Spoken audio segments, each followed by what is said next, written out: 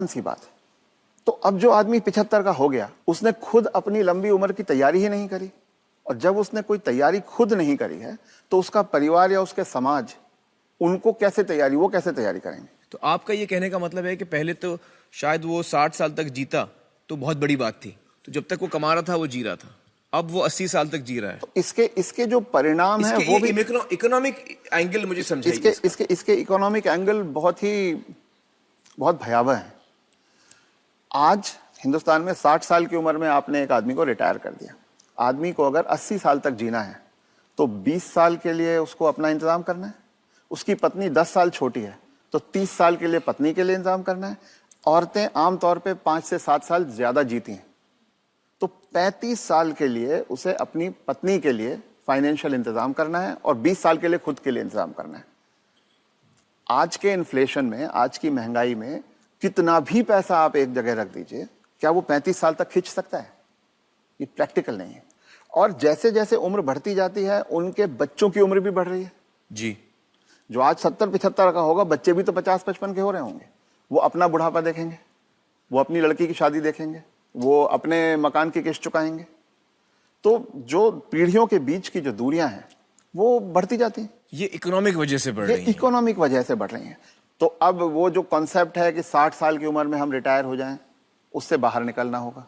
जब तक शरीर साथ देता है काम करते रहना है और 2 पैसे कमाते रहना है जी। कुछ करके किसी तरह से अपनी आर्थिक स्वतंत्रता को कायम रखना चाहिए, जितने ज्यादा से ज्यादा समय तक हम रख सकते हैं। अपने आप को वोकल रखना भी बहुत ज्यादा जरूरी है।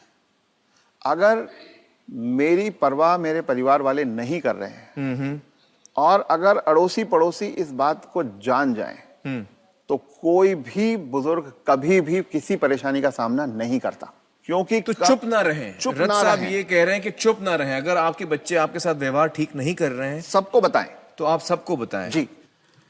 रथ साहब, बहुत सारे जो बुजुर्ग हैं हमारे समाज में, उन पे प्रेशर आता है बच्चों की तरफ से कि आपकी जो जायदाद है या जो घर है या जो प्रॉपर्टी है, जो कुछ भी आपके पास है, वो आप हमारे नाम कर दें।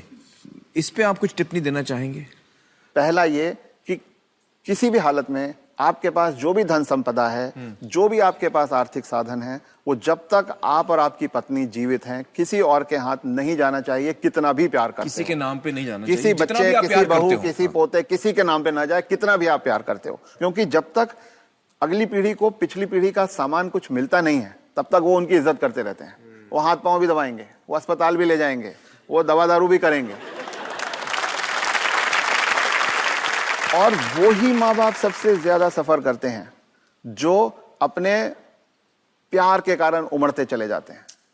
मेरा बेटा, मेरी बेटी, मेरी बहू, मेरा पोता, जो ये मेरा मेरा करना जिसने शुरू किया, बस वहीं से उनके दुर्गति के दिन शुरू हो जाते हैं।